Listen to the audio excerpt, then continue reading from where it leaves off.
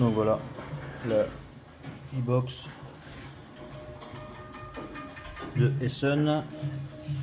Donc jolie boîte. Je viens de la brancher. Les deux sachets de dessicateurs derrière. Là, faux rôle ma vie, nickel chrome. Donc on va essayer sur ce filament qui est une vraie merde. Comme vous pouvez le voir, il casse comme du verre. Impossible de l'imprimer.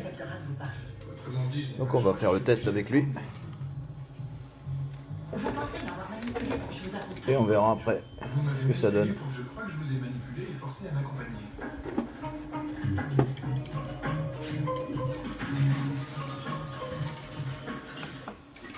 La première chose que je vais dire, c'est que je suis profondément désolé pour les allégations honteuses d'infidélité de l'autre jour. Et pour ça, j'implore humblement votre pardon.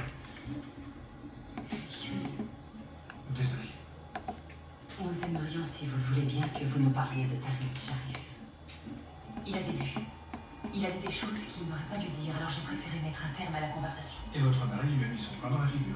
Je n'ai pas dit à Hector de le frapper, si c'est ça que vous voulez Donc savoir. un petit ventilateur qui vient de se déclencher sur l'arrière. Je ne dirais pas que je suis... Fait circuler l'air dans la boîte. Hector l'ait frappé. Voilà, à plus tard. Il a dit des choses...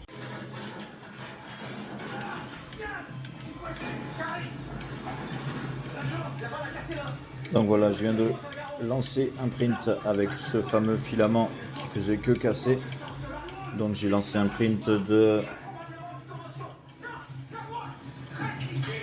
35 heures, non 25 heures pardon, 26 heures exactement.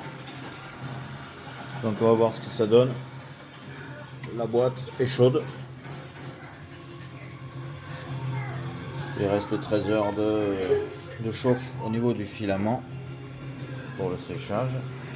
Donc là c'est du filament transparent, donc on voit absolument que dalle. On verra ça dans un petit moment. On va la laisser travailler. Voilà, à plus tard. Donc voilà, conclusion pour cette petite boîte. Je suis assez surpris. Elle marche franchement bien. Donc le filament qui était impossible à imprimer, ça fait 17h20 qu'il imprime sans aucun problème. Aux finitions,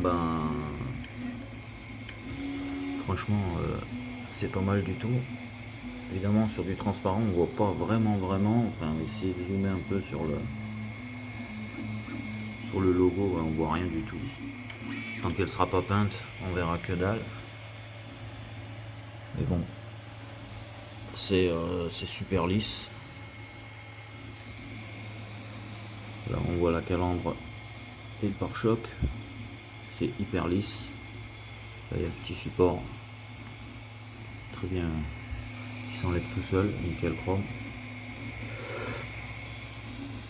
Donc ça a bien solutionné mon problème avec ce filament. Donc elle est très bien fournie, hein, il y a l'alimentation avec. Là on peut changer en cours de print, comme là moi j'ai un print de 25 heures, on peut changer, là il reste 13 heures de chauffe donc je peux rallonger. Je peux repartir à 0, donc à 18 heures, puisqu'apparemment elle se programme par plage de 18 heures.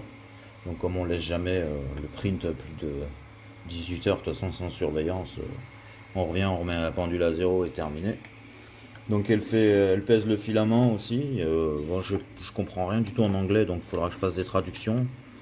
Donc là apparemment c'est ce qui reste, 800 grammes de filament. La bobine était neuve. Ça doit être le poids de la bobine au début.